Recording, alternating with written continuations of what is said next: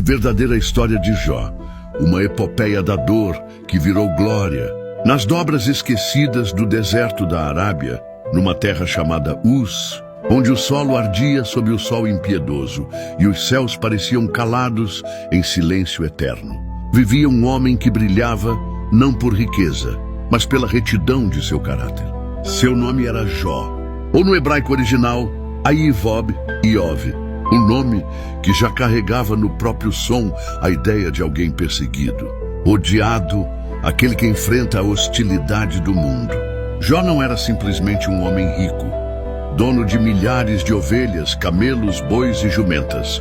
Ele era o sacerdote da sua casa, o patriarca que oferecia sacrifícios não apenas pelos pecados confessados de seus filhos, mas até por aqueles que talvez guardassem erros em silêncio no coração. Ele era um intercessor, alguém que sabia o que era temer a Deus com reverência profunda e viver na compaixão que só a fé verdadeira pode produzir. Mas a história que parecia estável e abençoada tem sua cortina rasgada no céu. A narrativa deixa a terra e sobe aos céus, onde os filhos de Deus, as hostes celestiais, chamadas Bene, Elohim, se apresentam diante do Eterno. Entre eles, um personagem inquietante, Satan, que no hebraico significa simplesmente adversário ou acusador. Ele não é ainda o diabo caricaturado da teologia popular, mas um promotor celestial, um advogado que testa a fé e a justiça do homem diante do Criador. E então vem o desafio. Observaste o meu servo Jó, homem íntegro, reto, temente a Deus, que se desvia do mal? E a resposta gélida do acusador. Acaso Jó teme a Deus de graça? Ali nasce o drama da fé verdadeira. A aposta cósmica não é sobre o quanto acumulamos, mas se adoramos quando não temos nada, se continuamos firmes quando Deus parece silenciar. Deus aceita o desafio, não por desprezo, mas porque confia no coração daquele homem. Em sequência avassaladora, Jó perde tudo: gado, servos, filhos, honra. E quando a tragédia bate como vento furioso, derrubando até seus próprios filhos, Jó se levanta, rasga o manto, raspa a cabeça, um gesto ritualístico carregado de dor profunda, de humilhação existencial, cai por terra e adora, dizendo: Nu saí do ventre de minha mãe e nu tornarei para lá. O Senhor deu, o Senhor tomou, bendito seja o nome do Senhor. A terra parece tremer diante dessa adoração que nasce da perda, e os céus silenciaram por um momento, até que o acusador volta, faminto, quer atacar o corpo. Jó é ferido por úlceras malignas da sola dos pés até o topo da cabeça.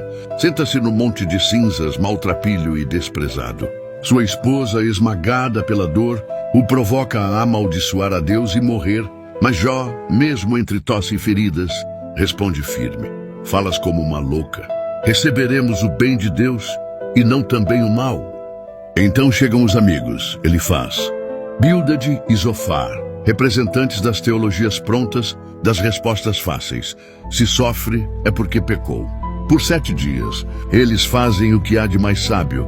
Calam-se e contemplam a dor, com olhos secos de quem não entende. Mas depois falam, e erram feio. Querem um Deus que cabe numa caixinha, um Deus justo que só permite dor a quem merece. Mas Jó não entra nessa fórmula simples.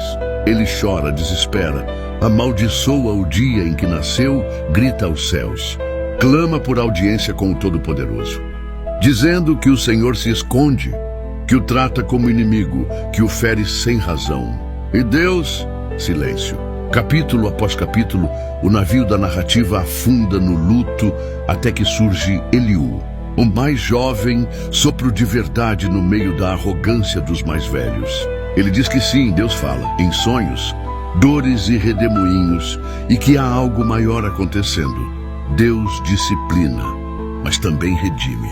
Então, como um trovão que despedaça o silêncio, Deus fala.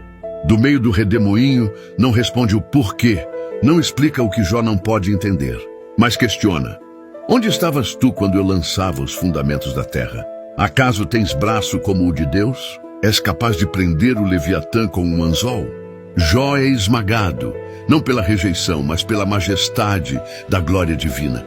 Ele não entende as razões, mas contempla a pessoa. Isso basta. Diz, eu te conhecia só de ouvir, mas agora meus olhos te veem. Por isso me abomino e me arrependo no pó e na cinza. Ali está o clímax da epopeia. Não se trata de respostas fáceis, mas de encontros profundos. Deus não deve explicações, ele se oferece a si mesmo.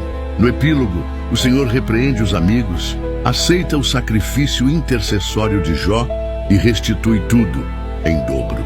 Mas o maior presente não foram os bens, e sim a visão do Altíssimo, o encontro com o invisível. A história de Jó não é apenas sobre paciência, mas sobre a coragem de continuar crendo sem entender, sobre um Deus que pode ser adorado mesmo no silêncio. É a epopeia da humanidade que sofre sem respostas e, no fim, recebe não explicações, mas revelações. E aí quer mergulhar mais fundo? Porque o hebraico, mano, revela segredos que muita gente nem percebe. O nome Jó, Aivob e Iov tem raiz no verbo aib, aieb, que significa perseguir ou ser adversário. Jó é o perseguido, o homem em conflito, o inimigo do caos e do sofrimento. Não um azarado qualquer, mas um guerreiro na arena espiritual. A palavra Satan não é nome, é função. O promotor celestial que testa a fé diante de Deus, um personagem da corte. Celestial, não o diabo demonizado da cultura posterior. E quando Jó diz, meu Redentor vive, Jó 19:25, usa o termo hebraico Goel, que significa parente resgatador, defensor da família. Aquele que tem obrigação legal de resgatar, proteger e até vingança legítima. É um grito de justiça, um sinal messiânico, um eco do papel de Cristo como nosso Redentor.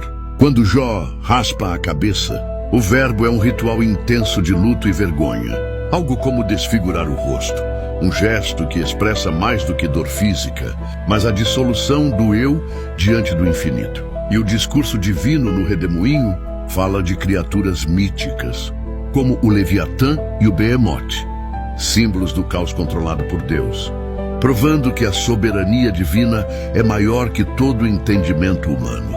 A palavra para redemoinho no hebraico traz a ideia de tempestade violenta, não mansidão.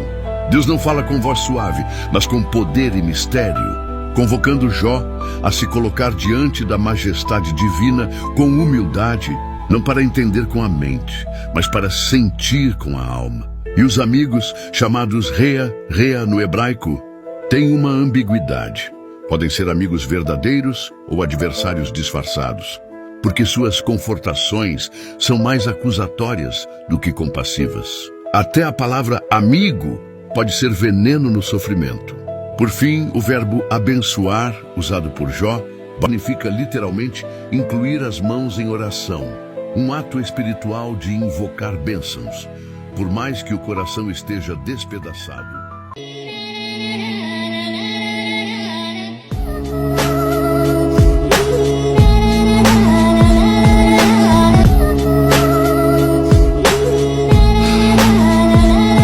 Descorre o rosto, gosto amargo de uma profissão de fé, coração que aperta e marca com a vontade de gritar. Ouço vozes no deserto clamando uma vivalista, mas dessa vez eu sei que não é a de João Batista. Não na pista, arrisca agora 21 nomes